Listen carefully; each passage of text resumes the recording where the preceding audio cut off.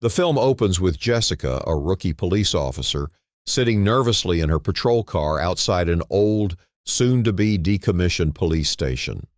As she speaks with her mother on the phone, it becomes clear that Jessica is walking in the footsteps of her late father, a cop who died on duty. Her mom expresses concern, worried that Jessica is following in his tragic footsteps, but Jessica brushes it off, determined to make it through her first shift.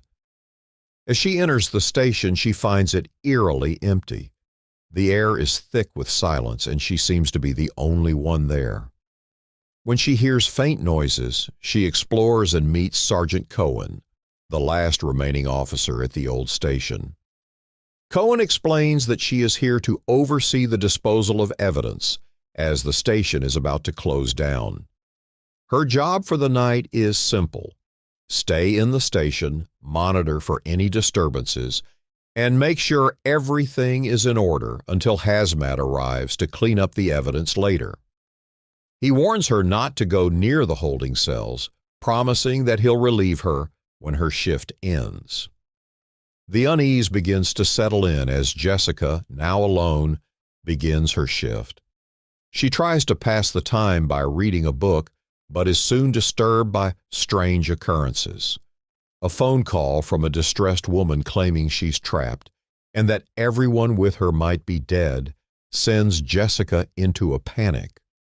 However, when Jessica tries to get more information from the woman, the call abruptly ends. She contacts the news station for help, but they assure her it's a non-emergency and to just monitor the situation. The unease mounts as Jessica hears banging from the holding area, but when she checks, there's nothing there. Later, while eating her lunch, Jessica finds a long strand of hair in her sandwich, adding to the growing sense of dread. Soon after, a knock at the door leads her to encounter a homeless man inside the station who appears to be urinating on the floor. After an exchange with the man, she manages to chase him out. But as she begins cleaning, strange sounds continue to echo through the empty station. When Jessica enters the restroom, she hears strange noises from the pipes and discovers a pair of boots left behind. She leaves them outside for the homeless man, only to be met with more bizarre occurrences. The station's gym is trashed. A locker is found containing a photograph of Jessica with her father, and the unsettling feeling grows. Another call comes in from the same woman, this time revealing that she's been abducted by a dangerous group. Before Jessica can gather more information, the line cuts out again. Another call follows, this time from a waste disposal company, indicating that they'll be late. Trying to make sense of it all, Jessica contacts the news station, who dismiss her concerns, suggesting she's just overreacting. As time passes, the station grows increasingly unsettling. The phone rings incessantly, strange noises persist, and Jessica begins to feel like she's being watched. When a series of chairs start moving on their own and a mysterious figure appears, Jessica's suspicion deepens. She tries to keep her composure, but the strange occurrences become too much. At one point, she encounters a figure named Price, an officer who claims to know her father.